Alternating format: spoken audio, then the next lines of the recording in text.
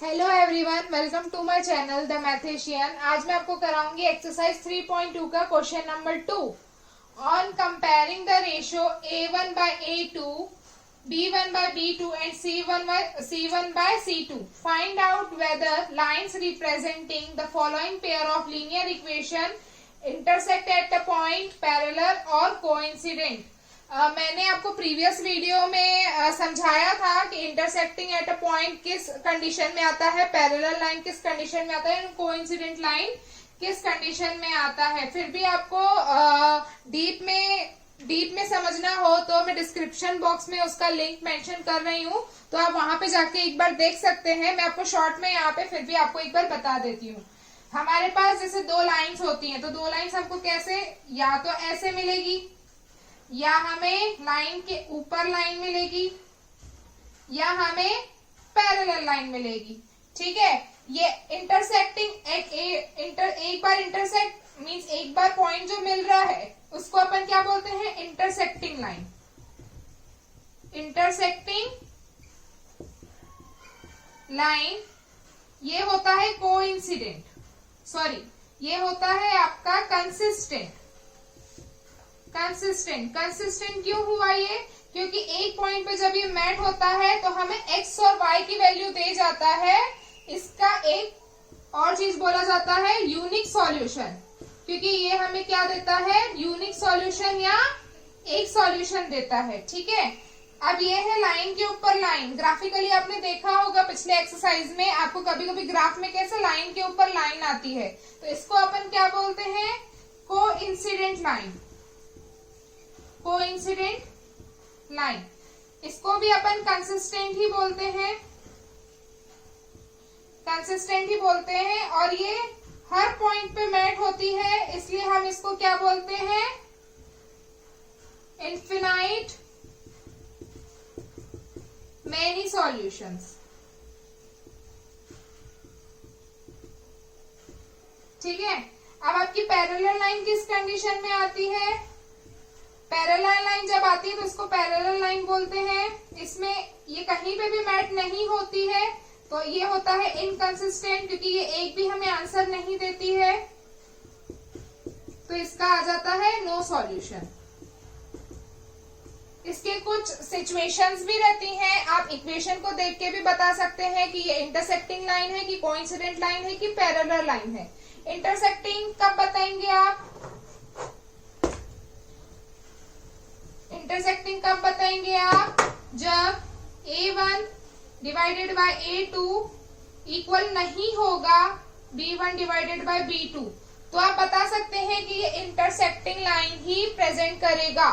Coincident line कब present करेगा, जब A1 divided by A2 is equal to B1 divided by B2 is equal to C1 divided by C2 रहेगा, तभी आपकी coincident line present होगी graph में।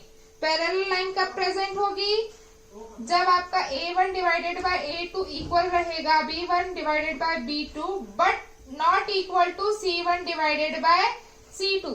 तो ये आपकी कुछ कंडीशन है, मैंने जस्ट आपको इंट्रोडक्शन दिया है। इसमें अगर आपको डीप में जानना है तो वो लिंक पे आप जाके एक बार चेक कर सकते हैं। अब देखिए, ये आपके पास इक्वेशन 1 है, ये इक्वेशन 2 है। इक्वेशन हमें कैसे मिलते हैं, इधर मैं आपको बता देती हूँ। A1x plus B1y plus C is equal to 0, A2x plus B2y plus C is equal to C1 C2 is equal to 0। अब इधर देखिए, मैं कंपेयर करूंगी। पहले मेरा A1 क्या है, 5, ठीक है। A2 क्या है, 7, ये आपका A2, ठीक है। B1 क्या है, -4, हमेशा आप साइन भी साथ में लीजिएगा। B2 क्या है आपका यहाँ पे 6, C1 क्या है 8, C2 क्या है आपका -9। ठीक है, अब मैं इसमें आपको जो मैंने कंडीशंस बताई थी, A1 divided by A2 is equal to करके देख लेती हूँ, अगर आया तो B1 divided by B2 is equal to C1 divided by C2। मैं ये लिख देती हूँ, फिर देखती हूँ कैसी कंडीशन यहाँ पे आती है। ठीक है, A1 आपका क्या है 5, A2 क्या है आपका 7, B1 आपका क्या है -4, B2 आपका क्या है 6, C1 आपका क्या है 8, C2 क्या है -9। तो पहले तो मैं चेक करूंगी कि जो आपका A1 by A2 is equal to है क्या B1 बाय B2 के। तो मैं यहीं से देख के बता सकती हूँ कि ये इक्वल नहीं है। पहले मैं A और B में ही जाऊंगी, अगर यही इक्वल नहीं है तो मैं आगे नहीं जाऊंगी। तो यहीं पे मुझे दिख रहा है ये इक्वल नहीं है, तो मेरी कौन सी कंडीशन आ गई, A1 by A2 is not equal to B1 by B2। तो ये कौन क्या प्रेजेंट कर रहा है, intersect at a point present कर रहा है। तो इसको लिखेंगे कैसे आप, इसको लिखेंगे hence lines representing intersect at a point।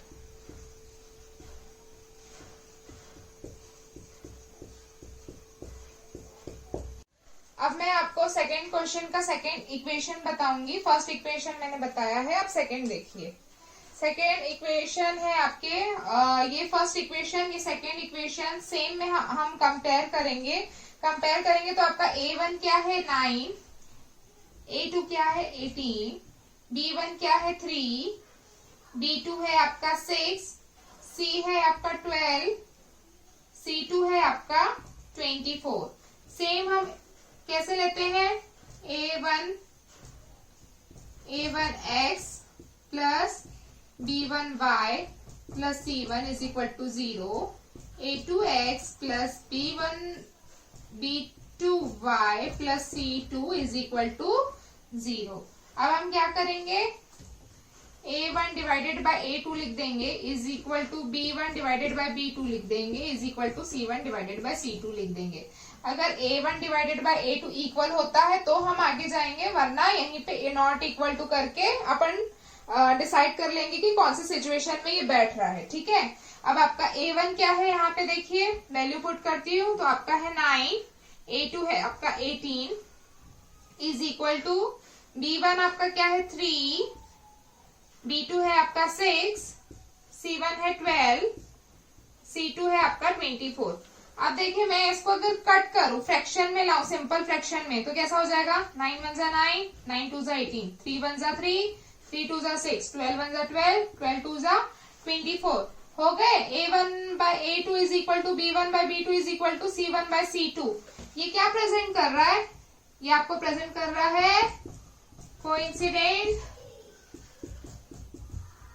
Line. तो आपका क्या आएगा answer, hence lines representing coincident point।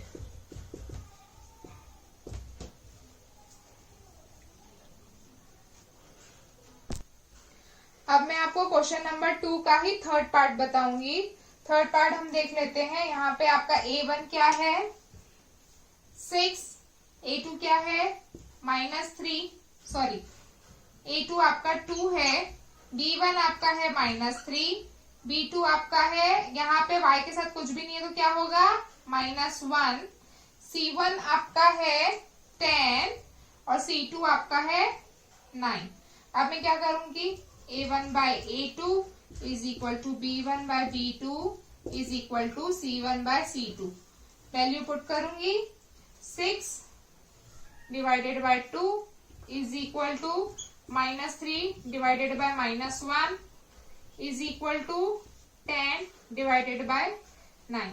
यहाँ पे देखिए इसको सिंपल फ्रैक्शन में ला सकते हैं क्या, हाँ ला सकते हैं। 2 1 जा 2, 2 3 जा 6, इसका माइनस माइनस कट हो जाएगा तो ये आ जाएगा 3 बाय 1 3 बाय 1। तो ये तो आपका इक्वल है। अब इसको कट कर सकती हूँ क्या, नहीं, ये कट नहीं होगा तो ये हो जाएगा नॉट इक्वल टू। तो ऐसे इक्वेशन क्या प्रेजेंट करता है, हमें पैरेलल लाइन प्रेजेंट करता है। ठीक है, लाइंस प्रेजेंट करते हैं इसका आंसर में लिखेंगे आप hands, lines representing parallel lines. I hope आपको ये क्वेश्चन समझ में आया होगा। अगर आपको क्वेश्चन में कुछ डाउट है, कुछ प्रॉब्लम है, तो आप कमेंट बॉक्स पे जरूर कमेंट करके बताइए। Thank you.